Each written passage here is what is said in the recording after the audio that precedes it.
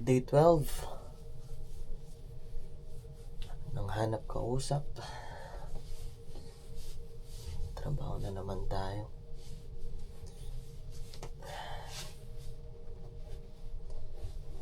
As always, kasi wala naman day off dito.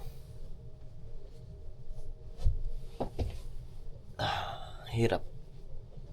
Ito lang ang mahirap sa nagtatrabaho sa barko. Most probably, walang day off kasi everyday cruising. Pero meron naman din barko na mga parang nag-overnight. So most of those meron parang night off.